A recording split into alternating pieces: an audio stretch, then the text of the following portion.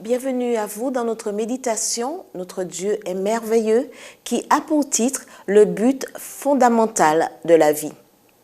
Je suis l'Éternel, ton Dieu, qui t'ai fait sortir du pays d'Égypte, de la maison de servitude. Exode 20, verset 2.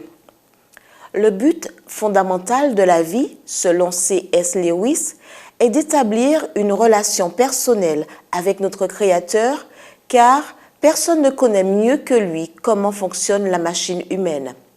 Dieu a conçu la machine humaine, écrit Lewis, pour qu'elle fonctionne avec lui. Il est lui-même le carburant de nos esprits, ou la nourriture conçue pour nous nourrir. Il n'existe rien d'autre. Ce que Lewis veut dire ici, c'est qu'il n'y a tout simplement pas de bonheur sans Dieu. En vain, l'humanité a essayé de combler le vide de son existence en buvant à d'autres sources, les richesses, le plaisir, le pouvoir, mais seulement pour avoir encore soif. Comment établir cette relation personnelle avec le Créateur pour que le vrai bonheur soit une réalité dans notre vie? Lisons notre texte d'aujourd'hui. Dès les premiers mots, une bonne nouvelle nous est annoncée. Parlant au peuple d'Israël qu'il vient de libérer de la servitude égyptienne, le Seigneur dit « Je suis ton Dieu ». Quelle manière intéressante de se présenter! Rappelons-nous que les fils d'Israël ont été esclaves en Égypte pendant environ 400 ans. Égypte signifie idolâtrie. Nous savons que les Égyptiens étaient polythéistes, adorant des êtres vivants, des éléments de la nature, comme le Nil et les astres, et des êtres humains, comme le pharaon.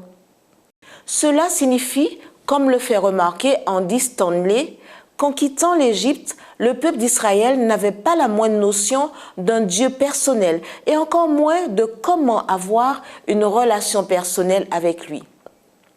Mais Dieu dit au peuple, « Je suis ton Dieu ». Dire « ton Dieu » implique à l'évidence une relation.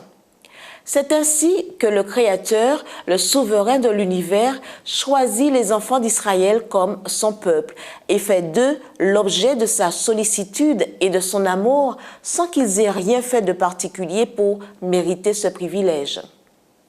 Pourquoi cela est-il une bonne nouvelle? Parce que c'est exactement ce que Jésus a fait pour ses disciples. « Ce n'est pas vous qui m'avez choisi, leur dit-il, mais moi, je vous ai choisi. » Jean 15, verset 16. Alors, le bonheur sans Dieu, ça n'existe pas.